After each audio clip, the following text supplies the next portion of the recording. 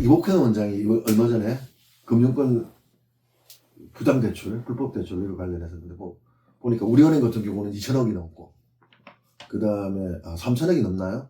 하여튼 우리은행 같은 경우는 천문학적 대출, 불법대출이 밝혀졌고 손태성 우리금융지주회장 같은 경우에서는 그 전에 300억대였는데 이번에 뭐 350억이 더 추가로 밝혀져서 자기 일가 대출이 700억대 있는 거고 국민은행이나 농협 마찬가지로 뭐 1,500대 뭐 이런 대출들 뭐 기업은행은 이번에 발표가 되지 않았지만 기업은행도 불법 대출에 연루됐서 이건 제가 한 이야기가 아니고 이복현 원장이 뭐라고 했냐면 온정주의가 은행의 온정주의가 직원들이 사적 이익을 추구하는 도구로 전락했다 이렇게 이야기하고 있는 거예요.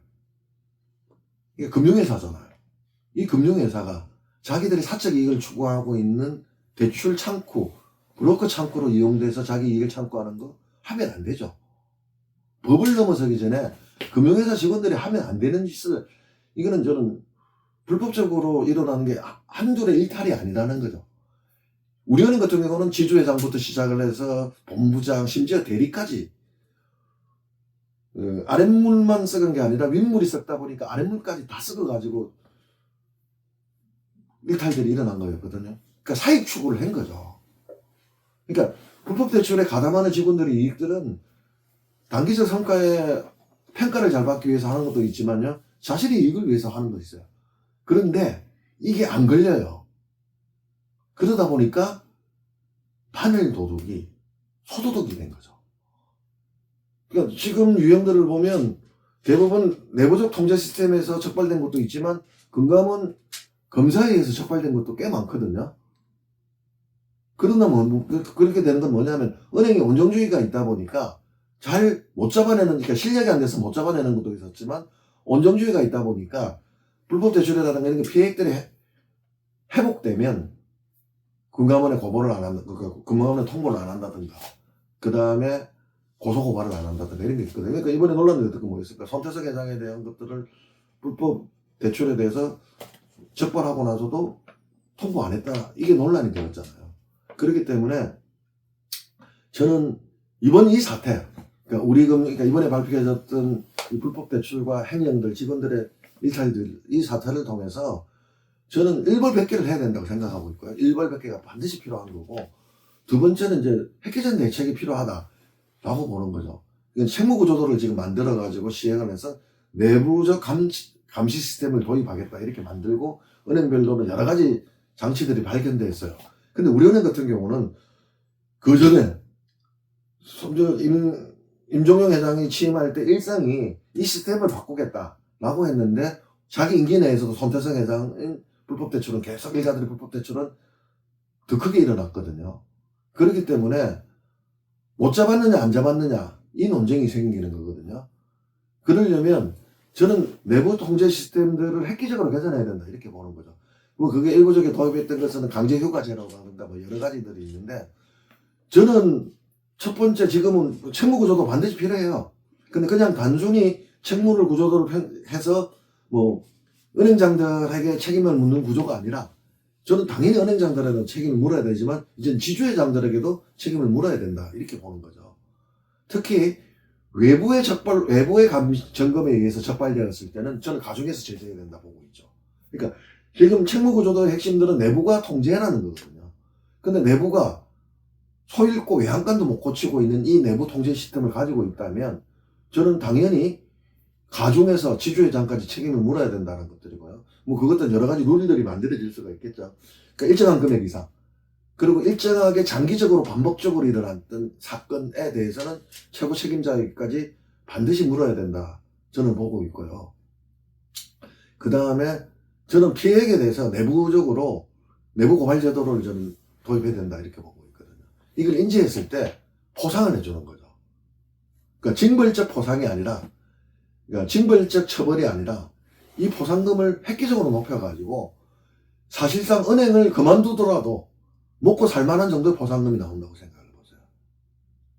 그러면 저는 고발한다고 봐요. 그러니까 직원들이 목이 메어서 비리를 보고 아니면 그 불법에 위해서 시켰을 때 동참하는 경우들은 뭐냐면 그만뒀을 때 오는 불이익이거든요. 이걸 내가 사실대로 말을 했을 때 내부 고발자로 받는 불이익이 너무 크기 때문에 안 되는데, 사실 1,000억짜리 내부 횡령을 했을 때 100억을 준다고 생각을 해보세요. 내부 고발하죠. 그리고 직장 안 다녀도 되잖아. 그러니까 이렇게 내부의 감시 체계를 저는 많이 만들어야 된다, 이렇게 보고 있고요. 그 다음에 저는 내부 감시에 있어서 핵심은 지금 이사를 분리하고 감사를 분리한다, 뭐 여러 가지 이야기들 하고 있는데, 다양성 추천을 가졌던 그러니까 소수 추천 이사가 반드시 필요하다고 보는 거예요. 그게 소액주주 추천일 수도 있고, 우리 사수 추천일 수도 있고, 노조 추천 사회 이사도 될 수 있지만, 그러니까 그 사람들이 반드시 그 내부 감시 시스템, 감사 시스템에 들어가서 감사위원회에 들어가가지고 점검해야 된다, 이렇게 보고 있죠. 그러니까 그걸 못 잡아냈을 때 저는 그 감사들도 제재를 받아야 된다, 이렇게 보고 있는 거고요. 그렇게 됐을 때 다시 정리를 하자면 핵심적으로 내부 통제 시스템을 획기적으로 시스템상 개발할 수 있는 제도를 마련해야 된다. 그게 부족하다면 획기적인 포상금 제도를 두어서 내부 고발 제도를 활성화해야 된다. 그래서 내부에서 잡아낼 수 있도록 해야 되고, 이 내부에서 잡아낸 것들은 반드시 고발을 해서 업무를 해야 된다. 그래서 바늘 도둑이 소도둑되는 걸 막아야 된다. 그리고 외부 금감원이나 금융당국에 의해서 적발된다면 이것은 가중해서 제재를 해야 되고, 경중에 따라서 살펴보겠지만 은행장 아니면 CEO, 그러니까 금융지주회장까지 제재할 수 있는 제재가 필요하다.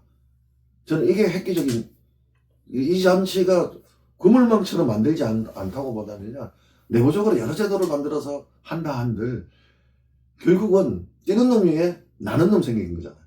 지금 범죄 보이스피싱도 진화하고 있잖아요. 은행권 대출도 진화하고 있었어요. 제가 2000년도 한국생명 보험회사 다녔을 때 대출들은 단순했어요. 그러니까 이런 식으로 구닥다리 대출들이 아니거든요. 그러니까 진화하고 있는데, 그럼에도 불구하고 기본적인 대출 서류만 확인해도 되는 수 있는 그 대출이 지금도 일어나고 있는 건 뭐냐? 내부자가 통제 시스템들이 부실하다는 증거거든요. 그렇기 때문에 지금 뭐 새마을 금고나 이런 데 가보면 그나마 은행보다 더 많이 일어나죠. 그건 뭐냐면 대출이 일어나고 나서, 대출 같은 경우는 일어나고 나서 또 감시할 수 있는 사후 검증제도, 감리제도 있기는 있거든요. 근데 이게 촘촘히 있는데도 불구하고 지금 일어났던 오죽하면 시민사회단체인 제가 해야 될 은행의 구성원들이 자기 사적 이익을 위해서 저렇게 불법을 저질렀다. 진짜 계엄령에 나와 있던 용어대로 한다면 정말 일벌백계를 넘어서 처단해야죠.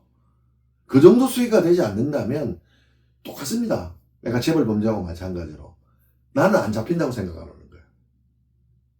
이 횡령하든 불법 대출을 하든, 그러니까 돈을 횡령하는 사람들은 잡힐 수가 있기 때문에 좀 더 꼼꼼하게 하는 거고, 그러다 보니까 돈을 횡령했을 때는 단기적으로 하죠.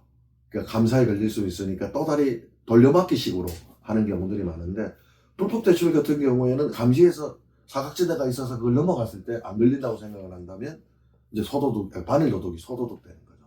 그러니까 이런 걸 촘촘히 적발할 수 있는 시스템들을 다각화시켜야 된다. 그게 안 됐을 때, 그럼에도 불구하고 그러니까 불법 대출이라든가 횡령들을 못 막았을 때는 CEO가 책임져야 된다, 이렇게 보는 거죠. 그러니까 CEO 자리가 걸렸으면 CEO가 어떻게 하겠습니까? 닥달하겠죠. 저는 이제 단기 성과주의로 갈 게 아니라, 지금 이제 금융당국이 또 이야기 나오는 거잖아.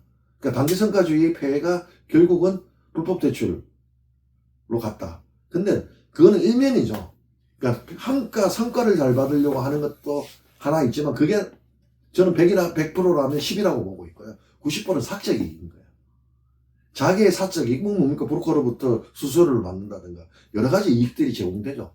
그 이익을 위해서 하기 때문에 저는 법률도 개정해서라도, 아니면 법원이 이렇게 처벌하는 규정을 개정을 해서라도, 바꿔서라도 저는 화이트 칼라 범죄에 대해서는 엄벌해야 된다, 이렇게 봐요.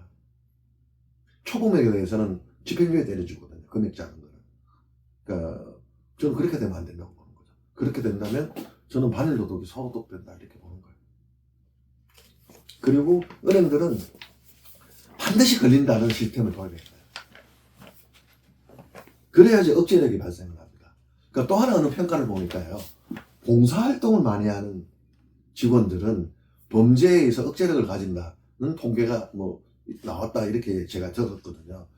그러니까 이거는 뭐냐면 직원들에게 선한 의지만 가지고 기대할 것들이 아니라 그런 여러 가지 시스템이 있어서 선한 의식들, 봉사적 기능들을 할 수 있도록 다양한 이제 심리적 장치가 필요하다. 저는 그렇게 말씀을 드리고 싶어요.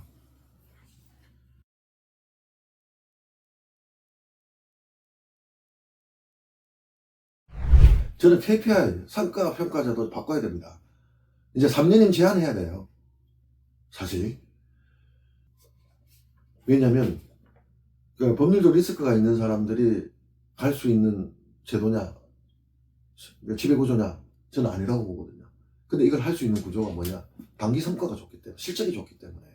그러니까 실적주의로 연임 평가에 실적주의를 버릴 수는 없겠지만, 단기 이익이나 이런 것들이 가더라도 다른 평가들이 이제 저는 더 점수가 더 올라야 된다 이렇게 보는 거죠. 예를 들어서 불법 대출이라든가 제재라든가 이런 것들이 어떻게 되느냐에 대한 평가 점수. 예를 들어서 재판 중이다 그러면 점수를 마이너스 감점을 주고 그 재판에서 유죄가 나와서 물론 무죄 추정은 있겠지만 그러니까 안 된다는 게 아니라 유죄가 1심에서 유죄가 나왔으면 그 감점이 좀 더 올라간다든가 이렇게 해서 플러스 마이너스 해서 그 점수가 합산되었을 때 안 될 수 있는 컷오프 될 수 있는 것들은 저는 만들어져야 된다 이렇게 보고 있죠. 그러니까 단기 성과만 가지고 단기 순이익만 가지고 연임되는 구조 이건 이제 지양해야 된다라는 것들이고요. 저는 지금 공기업 같은 경우는 노조 추천 이사제가 도입됐지 않습니까? 최소한 금융회사들에게는 노조 추천 사회이사, 그러니까 우리 사수 추천 사회이사 아니면 소수주주 추천 사회이사는 필요하다 이렇게 보죠. 그래 해야지 이 감시할 수 있는 여력들이 있지 않냐. 지금은 적으로 보면 거수기거든요. 그러니까 재벌이 아닌데도 불구하고 오너보다 더 막강한 힘을 쥐고 있는 게 저는 지주회장이라고 봐요. 지금. 그렇기 때문에 왜 이렇게 평가를 하신 줄 아십니까? 최소한 삼성이나 재벌들은요. 기소되면 그만둡니다. 공개 사과합니다. 대국민 사과하고요. 그리고 등기임원에서 사퇴합니다. 그리고 재판받습니다. 근데 어느 순간 무죄 추정의 원칙에 의해서 신한금융의 조영배 회장이 채용 비리로 인해 가지고 물론 마지막은 무죄를 받았지만 그 재판을 하면서 간 거잖아요. 그러니까 그전에는 법률이 없다 하더라고요. 우리가 금융회사의 룰이 있었어요.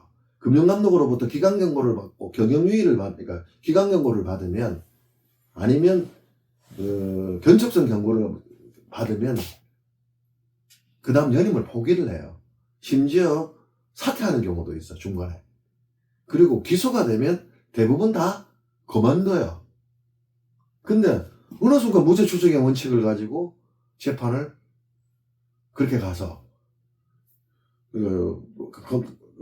금융당국이 제재를 해가지고 연임 못하게 막았는데도 불구하고 가처분 신청을 해가지고 인용받아가지고 했던. 그러니까 우리나라 민주주의를 제대로 누렸었죠. 그분들은. 그러니까 최소한 재벌 위에 있다. 저는 그렇게 생각하는 거야. 최영비리 관련해가지고 재벌회장님들 검찰 기소 조사받을 때 포토라인 안 쳤거든요. 이재용 회장 포토라인 섰어요. 재벌들 포토라인 서요. 그러니까 이제 재벌 권력 위에 저는 금융지주회장의 권력들이 소유하지 않은데도 불구하고 자기가 지배하는 동안은 절대적 권력을 누려서 황제 경영을 하고 있다. 이거 바꿔야 된다는 거죠. 그렇기 때문에 저는 3년이면 반드시 금지해야 된다. 이렇게 봐요.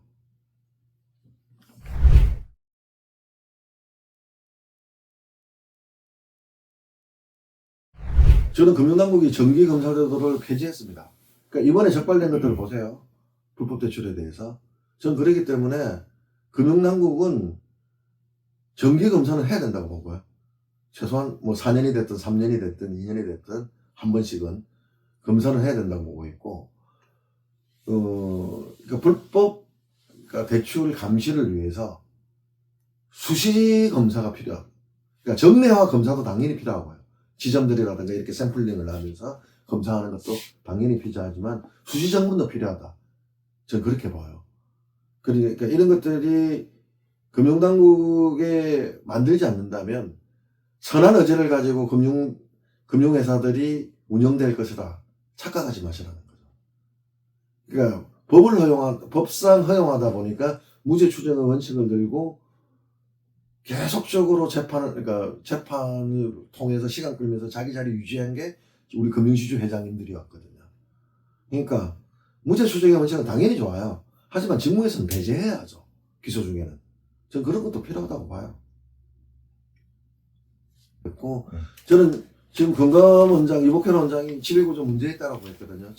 문제 있는 지배구조 민주화 시켜야 된다고 봐요. 민주적으로 개선해야 된다고 보고 있고, 포획된 사회이사들이 아니라 소수추천 사회이사 필요하다고 봅니다. 그렇기 때문에 다양한 이사들이 들어가서 절대 황제 경영을 하는 감시가 필요하다. 이렇게 말씀드리고 싶습니다.